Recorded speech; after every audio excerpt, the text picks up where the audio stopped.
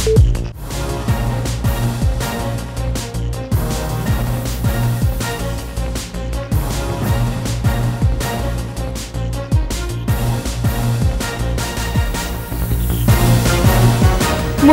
কমাতে নিজস্ব উৎপাদন বাড়ানোর পরামর্শ প্রধানমন্ত্রীর।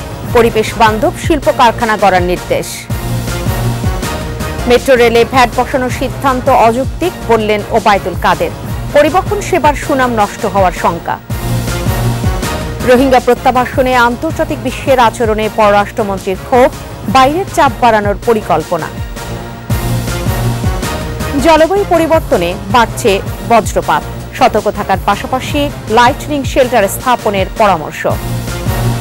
এবার এভারেস্ট জয় করলেন চট্টগ্রামের বাবর আলী। 11 বছর পর সর্বোচ্চ শৃঙ্গে লাল সবুজ পতাকা।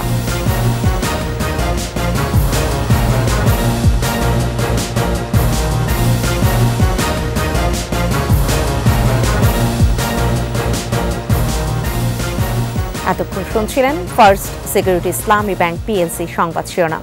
প্রত্যেককে আমন্ত্রণ জানাচ্ছি সন্ধ্যা 7টার 21 সংবাদে। সাথে থাকছি ফেরদৌসী আহমেদ।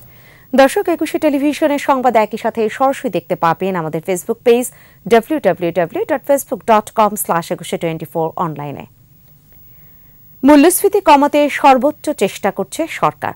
নিজস্ব উৎপাদন বাড়লে মূল্যস্ফীতি কমে আসবে বলে জানান প্রধানমন্ত্রী শেখ হাসিনা।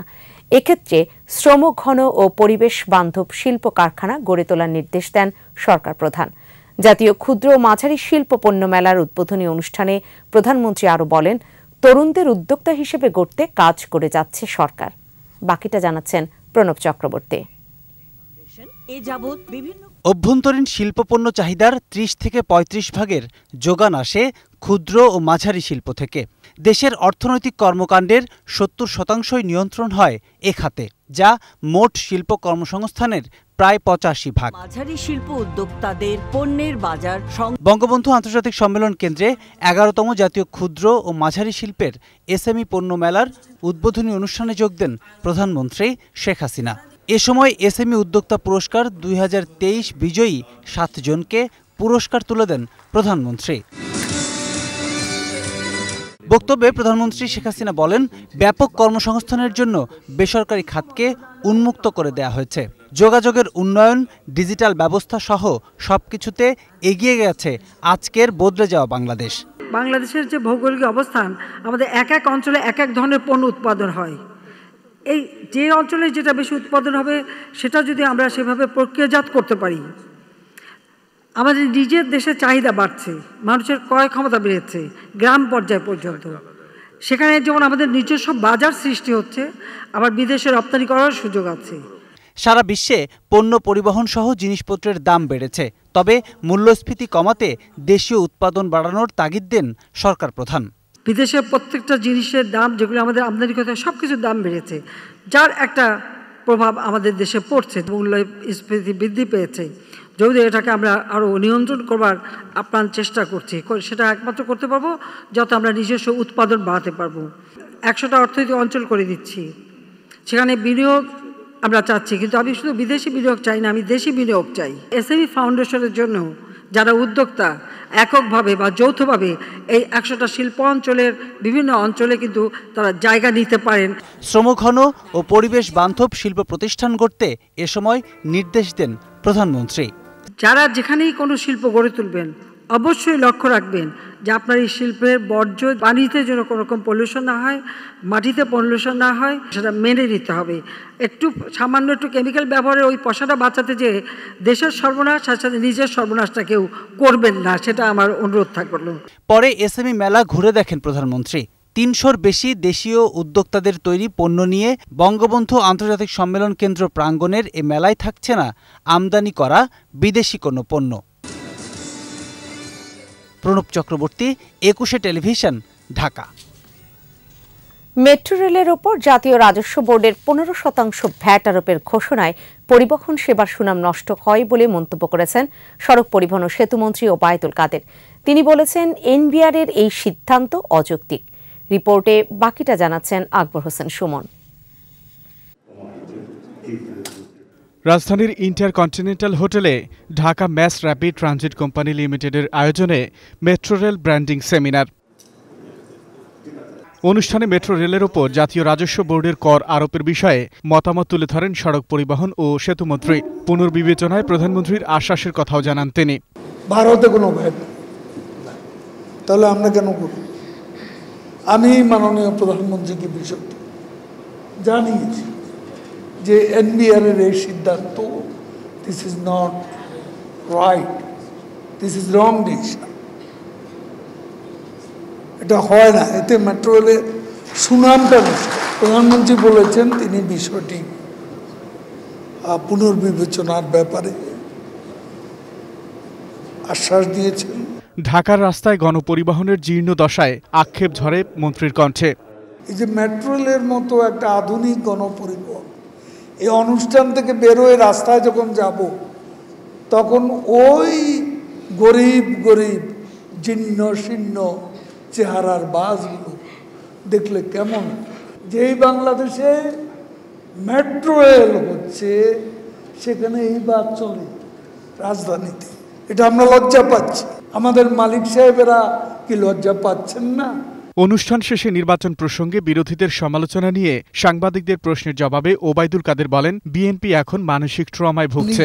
নির্বাচন ঠেকাতে ব্যর্থ হয়ে তারা এখন প্রলাপ ভুগছে, আসলে তাদের মানসিক ট্রমা হয়ে গেছে। আকবর হোসেন সুমন, 21 টেলিভিশন, ঢাকা। প্রত্যাবাসন রোহিঙ্গা সংকটের একমাত্র সমাধান হলেও আন্তর্জাতিক বিশ্ব উল্টো রোহিঙ্গাদের জীবনমান উন্নয়নে পরামর্শ দিচ্ছে বলে অভিযোগ করেছেন পররাষ্ট্রমন্ত্রী ড হাসান মাহমুদ। ওকাবের প্রতিষ্ঠা বার্ষিকীর সেমিনারে বিশিষ্টজনেরা বলেছেন, ভূ রাজনৈতিক নানান সমীকরণের হিসেব নিকেশে দিনকে দিন গুরুত্ব হারাচ্ছে রোহিঙ্গা ইস্যু। মিয়ানমারের অভ্যন্তরীণ পরিস্থিতি যাই হোক, প্রত্যাবাসন ত্বরান্বিত করতে আন্তর্জাতিক চাপ বাড়িয়ে আঞ্চলিক সংগঠনগুলোকে কাজে লাগানোরও পরামর্শ বিশ্লেষকদের। রিপোর্টে বাকিটা জানাচ্ছেন মুহাম্মদ নুরুন্নবী।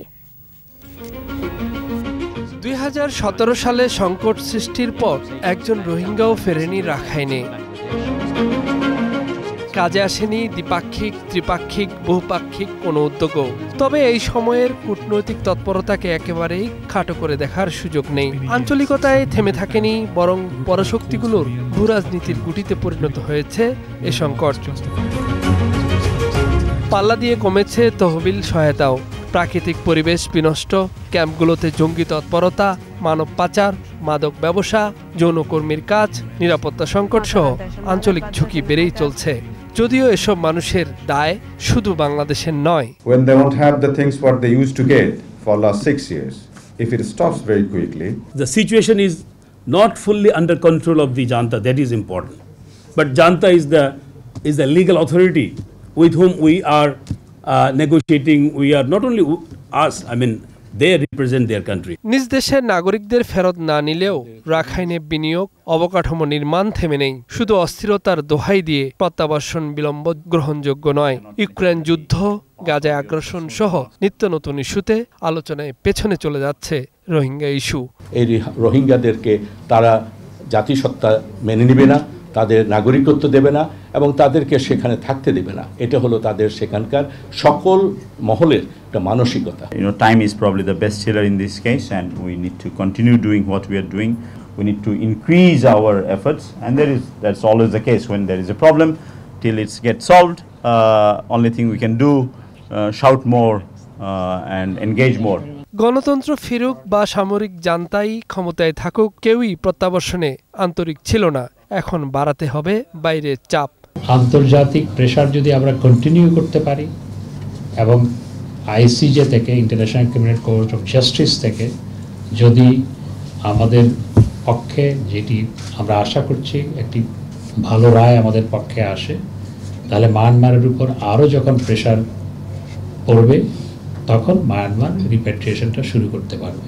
ঝিমিয়ে থাকা ইস্যুটির নতুন করে আন্তর্জাতিকীকরণ করার পরামর্শ এলো ওকাবের এই সেমিনার থেকে। How we can ensure the livelihood of these people. Mohammad Nurunnabi, 21 television, Dhaka.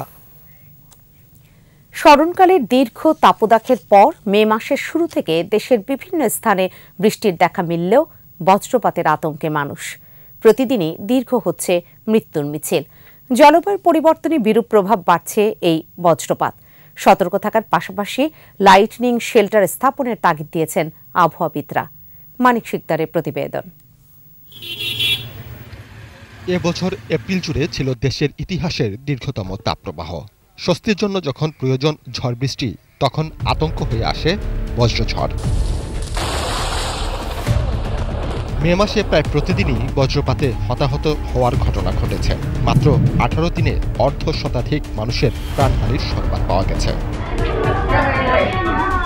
জাতিসংঘের জরিপ বলছে, বজ্রপাতে প্রতি বছর বাংলাদেশে প্রায় 300 মানুষের মৃত্যু হয়, যা বিশ্বের মোট মৃত্যুর 1/4।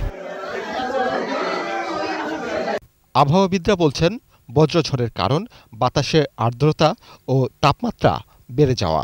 এখনকার যে বৃষ্টিপাত হয়, তো সেই বৃষ্টিপাতের সাথে কিন্তু কালবৈশাখী ঝড় থাকে এবং বজ্রপাত হয়ে থাকে।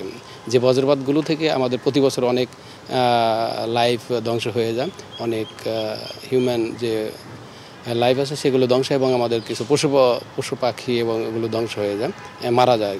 সমীক্ষায় দেখা গেছে 70% মাঠে কর্মরত কৃষক, 14% পথচারী, 13% জলাশয়ে মাছ শিকার অথবা গোসল করার সময়, 3% ঘরে থাকা অবস্থায় মারা যান। গ্রামেই হতাহতের সংখ্যা বেশি। বজ্র মেঘ দেখার পর তাতে যদি লাইটনিং বা বিজলি চমকানো সে দেখতে পায়, তখন সে যাতে 1, 2, 3 এইরকম 30 পর্যন্ত গণনা করতে থাকে। গণনা করার মধ্যে যদি সে বজ্রপাতের শব্দ শুনতে পায়, তাহলে মনে করতে হবে যে বজ্রঝড়টি তার দিকে অগ্রসর হচ্ছে। তাহলে তাকে ইমিডিয়েটলি ঘরে অবস্থান করতে হবে, ঘর সবচেয়ে নিরাপদ জায়গা। আর যদি 30 সেকেন্ডের পর শব্দ শুনতে পায়, তাহলে মনে করতে হবে যে বজ্রঝড়টা তার থেকে দূরে সরে যাচ্ছে, তখন সে কিছুটা সামনে নামতে পারবে বা তার জন্য নামা নিরাপদ। বজ্রের সময় একটা বিষয় খেয়াল রাখতে হবে যে আমরা ঘরের দরজা জানালা বন্ধ করে থাকি। আসলে চারিদিকে দরজা জানালা খোলা রাখতে হবে, কারণ যদি খোলা না রাখা হয় তাহলে ঘরের উপরের ছাদ অথবা টিন উপরে চলে যেতে পারে। সচেতনতার পাশাপাশি হাওর অঞ্চল ও বিস্তীর্ণ কৃষিভূমিতে আশ্রয়কেন্দ্র স্থাপনের তাগিদ আবহাওয়াবিদদের। যে বজ্রঝড় তৈরি হবে সেই দিকে আমাদের সাবধানতা অবলম্বন করতে হবে। মানিক শিকদার, 21 টেলিভিশন, ঢাকা। 11 বছর পর সর্বোচ্চ পর্বতশৃঙ্গ এভারেস্টে আবারও উড়ল লাল সবুজ পতাকা। এবার হিমালয় জয় করলেন চট্টগ্রামের বাবর আলী। বাংলাদেশ সময় সকাল 8:45 মাউন্ট এভারেস্টের চূড়ায় পা রেখে স্বপ্ন পূরণ করেন এই অভিযাত্রী। বিস্তারিত জানাচ্ছেন শিউলি শবনম। পেশায় চিকিৎসক আর নেশায় পর্বতারোহী। চট্টগ্রামের পর্বতারোহণ ক্লাব ভার্টিক্যাল ড্রিমার্সের সদস্য বাবর আলীর যাত্রা শুরু 2014 সালে। 1 দশকে আরোহণ করেছেন হিমালয়ের 11টি দুর্গম চূড়া। বুকের ভেতরে তার দীর্ঘদিনের লালিত স্বপ্ন সর্বোচ্চ শৃঙ্গ মাউন্ট এভারেস্ট জয়।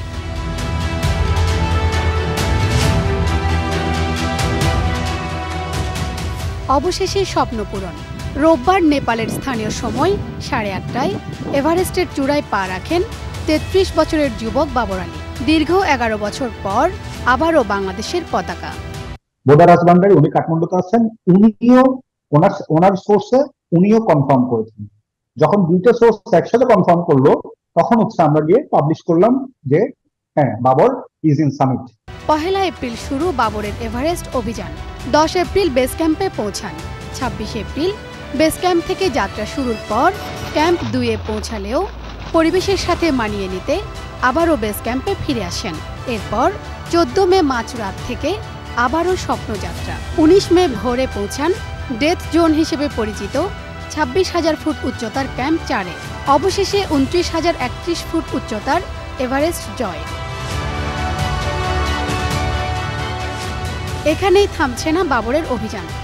রাতেই রওনা দেবেন এভারেস্ট লাগোয়া 4র্থ উচ্চতম পর্বত মাউন্ট লোৎসে। এর আগে কোনো বাংলাদেশী একই সাথে এভারেস্ট ও লোৎসে জয় করতে পারেননি। লক্ষ্য হচ্ছে কিন্তু ডাবল হেডার, যাকে বলে 2টা 8,000 মিটার পর্বত একসাথে একই অভিযানে সামিট করা, যেটা বাংলাদেশ থেকে ইতিপূর্বে হয়নি। বাবর চেয়েছে যে ওর মাধ্যমে একটা হয়তো বা একটা নতুন অধ্যায়ের যদি সূচনা হয় বাংলাদেশে। মাউন্টেনের ভাষায় 8,000 মিটারকে ধরা হয় হচ্ছে ডেথ জোন, মানে যেখানে কিছুই বাঁচতে পারে না, কোন প্রাণী জীবাশ্ম কিছুই বাঁচতে পারে না। Jazz zone. সো এই জায়গাটাতে হচ্ছে basic risk. Chattogram medical college থেকে MBBA পাশ করে চিকিৎসা পেশা শুরু করলেও সেখানে থিতু হতে পারেননি Babar. Cycling, marathon, scuba driving এর মতো অ্যাডভেঞ্চার টেনে নিয়েছে বাবরকে। পায়ে হেঁটে ঘুরেছেন 64 জেলা, সাইকেলে পাড়ি দিয়েছেন কাশ্মীর থেকে কন্যাকুমারীর পথ। ছেলের এই সাফল্যে দেশবাসীর সাথে গর্বিত তার বাবা মা ও স্বজনরা। আমরা খুব আনন্দিত, খুব উল্লাসিত এবং খুব এক্সাইটেড। ওই সংখ্যামুক্ত না এখনো, ও যতক্ষণ যে নামি না আসো এখান থেকে আমরা ততক্ষণ পর্যন্ত টেনশনটা যাবে না। বাবর আলী ছাড়া এভারেস্ট জয়ী অন্য বাংলাদেশিরা হলেন মুসা ইব্রাহিম, MA মুহিত, নিশাত মজুমদার, ওয়াসফিয়া নাজরিন। আরেক বাংলাদেশি খালেদ হোসাইন এভারেস্ট জয় করে ফেরার পথে মৃত্যুবরণ করেন। শিউলি শবনম, একুশে টেলিভিশন, ঢাকা। মৃত্যুর পরও উদ্ভাসিত আব্দুল গাফফার চৌধুরী। 52 ভাষা আন্দোলনের প্রভাত ফেরির গান লিখে জ্বলে ওঠা সব্যসাচী সাংবাদিক জীবনভর কলমযুদ্ধ চালিয়েছেন প্রগতিবাদী সমাজ বিনির্মাণে। কিংবদন্তি গাফফার চৌধুরীর দ্বিতীয় প্রয়াণ দিবসে জীবনকর্ম তুলে ধরেছেন অখিল পোদ্দার। 52 থেকে 71 বারংবার আক্রান্ত হয়েছে দেশ। জেল, জুলুম আর নির্যাতন সয়েছে এদেশের কোটি মানুষ। জাতির সে ক্রান্তিকালে কলম ধরেছেন সাহস সঞ্চারী সাংবাদিক আব্দুল গাফফার চৌধুরী।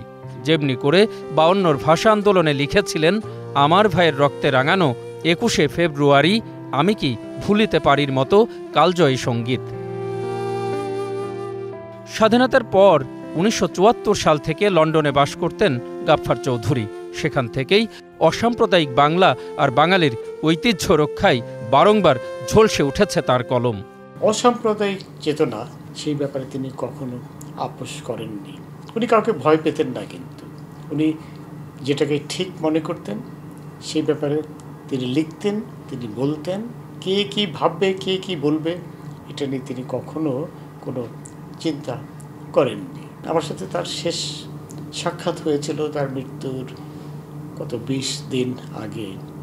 সেদিনও উনি বলেছেন, আমি তো চলে যাচ্ছি, কিন্তু তোমরা নিশ্চিত করো দেশটা যেন পাকিস্তানে পরিণত না হয়, এখানে যেন তালেবান তন্ত্র প্রতিষ্ঠিত না হয়।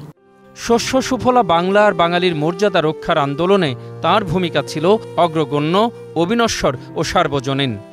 কয়েকদিন আগে লালনের একটি কবিতার 2 লাইন লেখার পরে সঞ্জয় রক্ষিত নামে একজনকে পুলিশ গ্রেপ্তার করলো।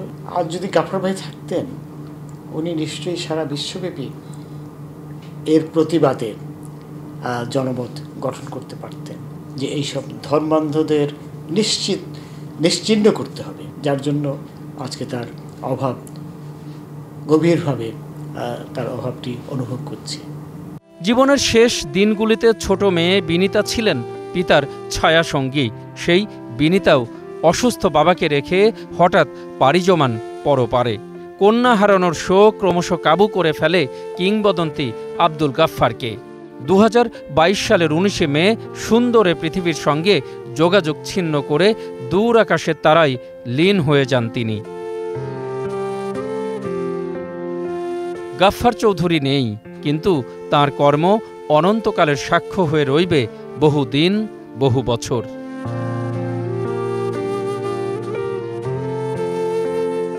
অখিল পোদ্দার, একুশে টেলিভিশন, ঢাকা।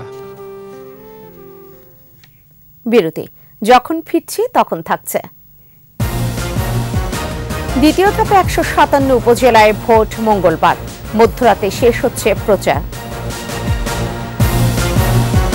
বঙ্গোপসাগরে মাছ ধরার উপর 65 দিনের নিষেধাজ্ঞা, সরকারি সহায়তা আরও বাড়ানোর দাবি।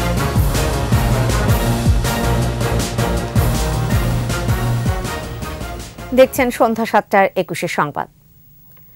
সাংবাদিকদের বাংলাদেশ ব্যাংকে প্রবেশাধিকার নিষিদ্ধের সিদ্ধান্ত প্রত্যাহারের দাবি জানিয়েছেন বিরোধী দলীয় নেতা ও জাতীয় পার্টির চেয়ারম্যান GM কাদের। রংপুর সার্কিট হাউসে সাংবাদিকদের সাথে মত বিনিময় করেন তিনি। GM কাদের বলেন, বিদেশি বিনিয়োগ কমা এবং টাকার চরম অবমূল্যায়নে দেশের অর্থনৈতিক অবস্থা এখন ভয়াবহ। সংকট আরও ভয়াবহ হতে পারে ভেবেই সাংবাদিকদের বাংলাদেশ ব্যাংকে প্রবেশাধিকার নিষিদ্ধ করা হয়েছে।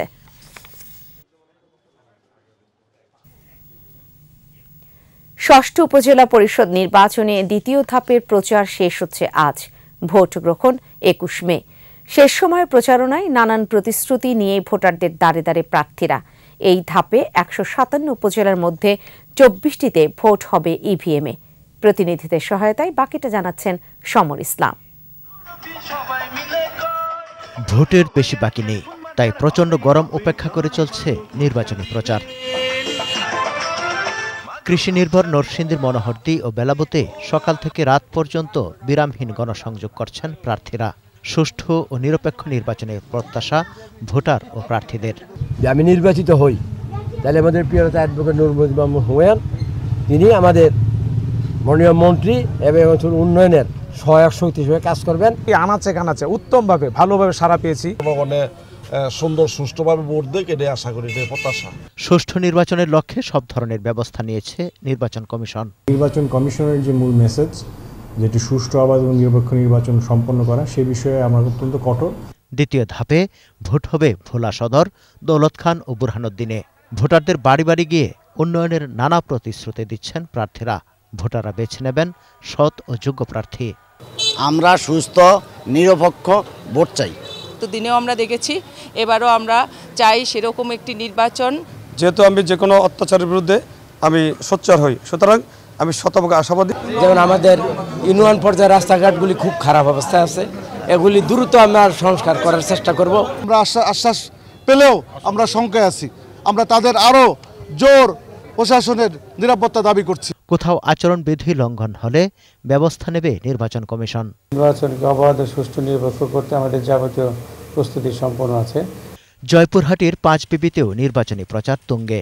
চেয়ারম্যান পদে 6 জন প্রার্থী হলেও মূল লড়াই হবে আনারস প্রতীকে উপজেলা আওয়ামী লীগের আবু বকর সিদ্দিকের সঙ্গে তারই মেয়ের জামাই টেলিফোন প্রতীকে সুমন চৌধুরীর মধ্যে।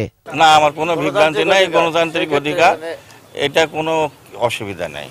মাঠে অনেকেই ভোট করতে পারে, আত্মীয় স্বজন থাকতে পারে, শ্বশুর থাকতেই পারে, এটি তার অধিকার, এটি আমার অধিকার। আমি এখানে আত্মীয়তার বিষয় দেখি না। তবে শ্বশুর জামাইয়ের মধ্যে মনে করো যাকে আমরা ভালো লাগে, ভালো যোগ্যতা দেখে তাকেই আমরা ভোট দিব।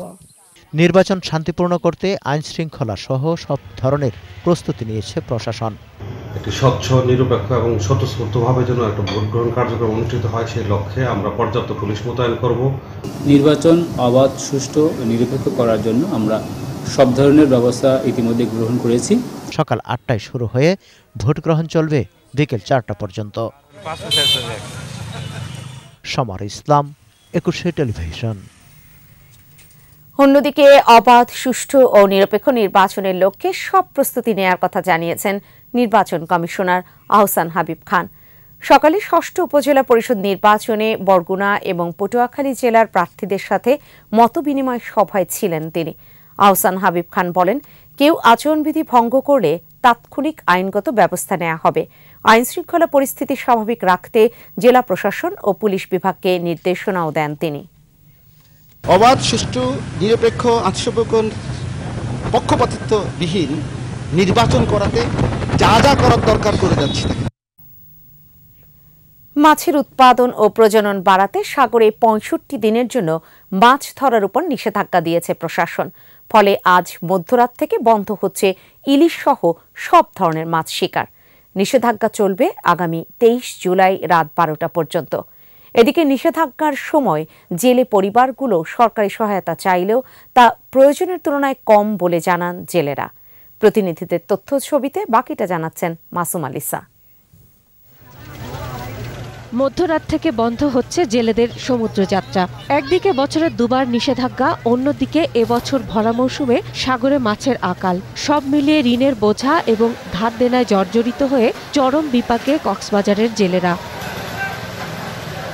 জেলেরা জানান, অবরোধের সময়টাতে জেলে পরিবার প্রতি 56 কেজি করে চাল বরাদ্দ দেওয়া হলেও প্রয়োজনের তুলনায় তা বেশ কম। ঘূর্ণিঝড়ে মানে জ্বরে বয়ারে যাইলে নতুন অসুবিধা। জেলা মৎস্য অধিদপ্তর বলছে, জেলেদের দাবি ঊর্ধ্বতন কর্তৃপক্ষের কাছে পেশ করা হচ্ছে। এর বাইরেও ঋণ সহ অন্যান্য সুযোগ সুবিধার পরিকল্পনাও রয়েছে। বরগুনা সহ দক্ষিণ উপকূলের জেলেরা সাগর থেকে উঠে এসেছেন।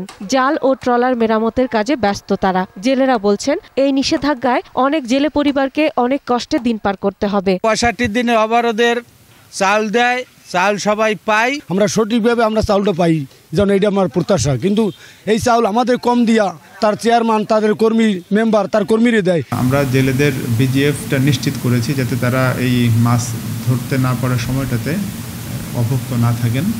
নিষেধাজ্ঞার খবরে কুয়াকাটা সহ আশপাশের সমুদ্রগামী অন্তত 30,000 জেলের মধ্যে উদ্বেগ বেড়েছে। মাছ ধরা ট্রলারগুলো এখন আলিপুর, মহিপুর মৎস্য অবতরণ কেন্দ্র সহ বিভিন্ন নদ নদীতে নোঙর করেছে। বিভিন্ন ধাপে 147 দিন নিষেধাজ্ঞার কবলে পড়ে হাজারো জেলে ও মৎস্য ব্যবসায়ীরা এখন অসহায়। আমরা যাইয়া কোনো মাছ পোনা কিছুই পাই না। আইয়া তৈল খরচ গায়ে বাজে, বদলা খরচ গায়ে বাজে, জাল দড়ি সব নষ্ট হয়ে যায়। 2 মাস 5 দিন পরেই আর কি আবার নতুন সিজন শুরু হবে।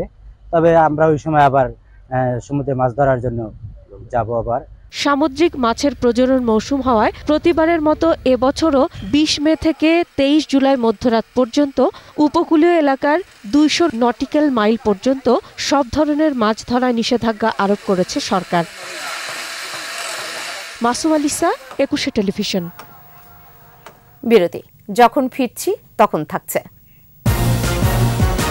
উখিয়ায় রোহিঙ্গা ক্যাম্পে পুলিশের অভিযান, হ্যান্ড গ্রেনেড, অস্ত্রগুলি সহ 4 আরসা সন্ত্রাসী গ্রেফতার। গাজা ইস্যুতে ইসরায়েলি মন্ত্রিসভায় বিরোধ, তোপের মুখে প্রধানমন্ত্রী নেতানিয়াহু।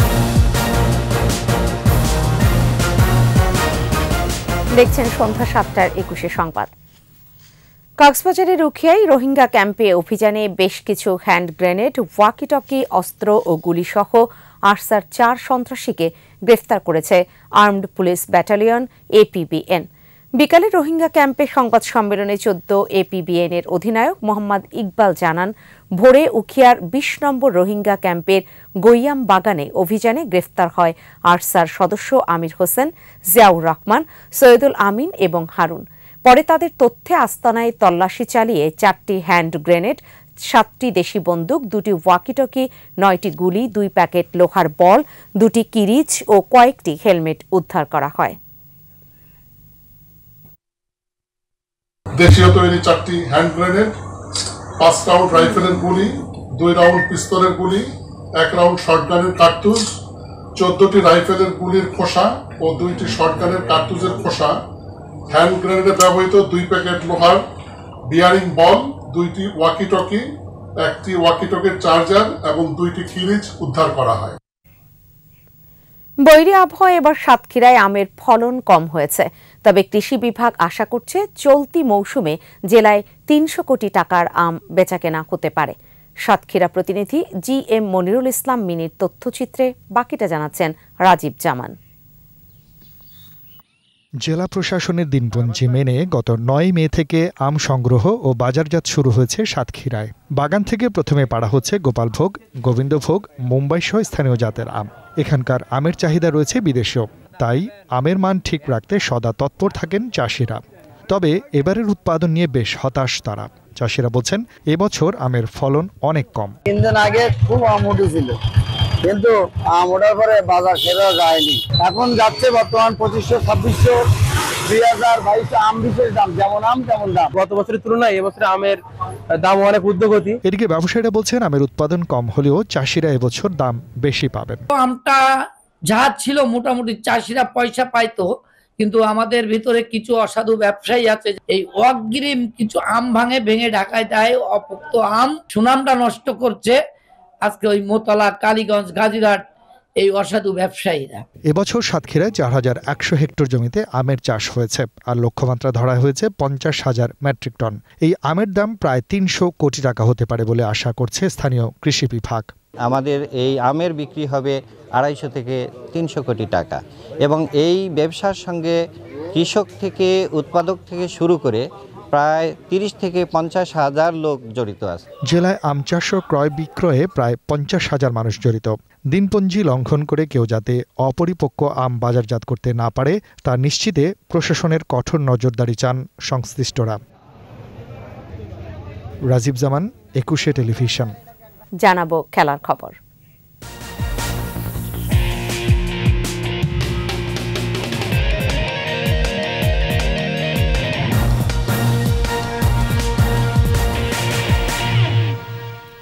যুক্তরাষ্ট্র পৌঁছানোর পর অনুশীলন শুরু করল টাইগাররা।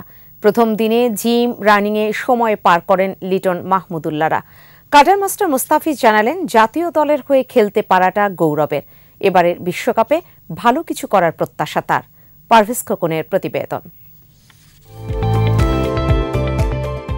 টি-20 বিশ্বকাপ খেলতে বাংলাদেশ দল এখন যুক্তরাষ্ট্রে। বিশ্বকাপের আগে যুক্তরাষ্ট্রের সঙ্গে 3 ম্যাচে টি-20 সিরিজ খেলবে সফরকারীরা। এরপর 2টি প্রস্তুতি ম্যাচ খেলার কথা টাইগারদের। একদিন বিশ্রাম নিয়েই শনিবার থেকে শুরু হয় অনুশীলন। প্রথম দিন জিমে ঘাম ঝরান ক্রিকেটাররা। বিশ্বকাপের আগে ট্রেনার নাথান কেলির অধীনে নিজেদের ফিটনেস ঝালিয়ে নেন লিটন, সৌম্য ও মাহমুদুল্লাহরা। আইপিএল থেকে ফির মুস্তাফিজ জিম্বাবুয়ের বিপক্ষে শেষ 2টি টি-20 খেলে দলের সঙ্গে গেছেন যুক্তরাষ্ট্রে। টি-20 বিশ্বকাপের আগে বিসিবির প্রকাশিত ভিডিওতে জানিয়েছেন টি-20 বিশ্বকাপে তার স্বপ্নের কথা। দেশের হয়ে খেলাটা একটা গৌরবের বিষয়। আমি সবসময় এনজয় করি দেশের হয়ে খেলাটা। এই ফরম্যাটটা বেশি প্রেশার, এই কারণে আমার মনে হয় ভালো লাগে। আমি প্রেশারটাও অনেক এনজয় করি। আমি যে জায়গায় খেলে না কেন, আমাদের দেশের পতাকা থাকলে তো এমনি আমার না, শুধু আমাদের সবারই ভালো লাগার বিষয়, আর ভালো লাগেই। বাংলাদেশ দলে তরুণ পেসারদের নিয়েও উচ্ছ্বসিত কাটার মাস্টার।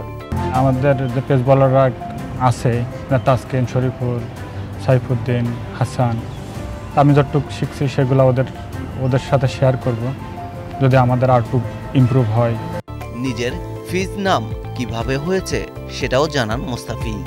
যেন আমার নামটা যদি আপনি বিশেষ করে আমাদের যে বোর্ডটা আছে, যে ফিল্ডিং সেশন, বোলিং সেশন, কোন টাইমে, এই যে বোর্ডটা, ওই বোর্ডে যদি আমার পুরাটা নাম লিখি তাহলে অনেকটা বড় হয়ে যায়। এই জন্য দেখি ফিজ দিয়ে। প্রথম দিন আমি বুঝি না যে এটা কে, পরে বলছে এটা তুমি। তারপরে থেকে তারপরে আমি আইপিএলে খেলতে গেছিলাম 16-এ, ওখানেও যে ফিজটা পপুলার হয়েছে।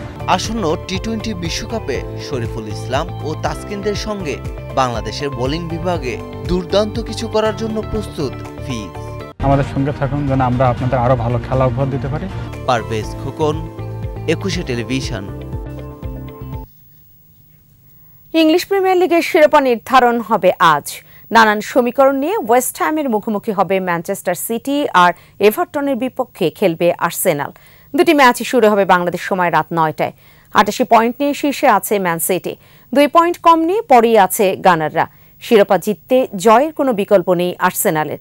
সেই সাথে তাকিয়ে থাকতে হবে সিটিজেনদের ম্যাচেও, কেননা তাঁরা হোঁচট খেলেই কেবল সুযোগ থাকবে আর্সেনালের।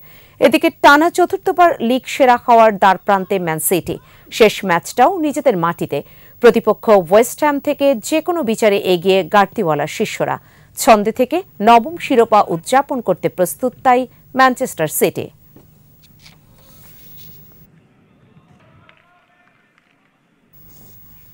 কাল থেকে শুরু জাতীয় মহিলা দাবা চ্যাম্পিয়নশিপের 42তম আসর।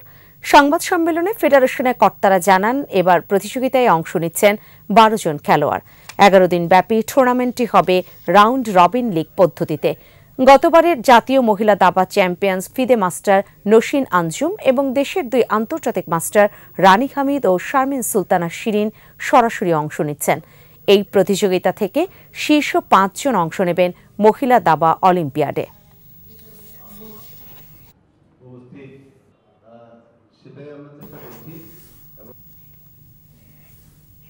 শেষ করব সন্ধ্যা 7টার 21 সংবাদ। তবে যাবার আগে ফার্স্ট সিকিউরিটি ইসলামী ব্যাংক পিএলসি সংবাদ শিরোনামগুলো আরেকবার। মূল্যস্ফীতি কমাতে নিজস্ব উৎপাদন বাড়ানোর পরামর্শ প্রধানমন্ত্রী। পরিবেশ বান্ধব শিল্প কারখানা গড়ার নির্দেশ। মেট্রো রেলে ভ্যাট বসানোর সিদ্ধান্ত অযৌক্তিক বললেন ওবায়দুল কাদের। পরিবহন সেবার সুনাম নষ্ট হওয়ার শঙ্কা। রোহিঙ্গা প্রত্যাবাসনে আন্তর্জাতিক বিশ্বের আচরণে পররাষ্ট্রমন্ত্রীর ক্ষোভ, বাইরের চাপ বাড়ানোর পরিকল্পনা। জলবায়ু পরিবর্তনে বাড়ছে বজ্রপাত, সতর্ক থাকার পাশাপাশি লাইটনিং শেল্টার স্থাপনের পরামর্শ। এবার এভারেস্ট জয় করলেন চট্টগ্রামের বাবর আলী। 11 বছর পর সর্বোচ্চ শৃঙ্গে লাল সবুজ পতাকা।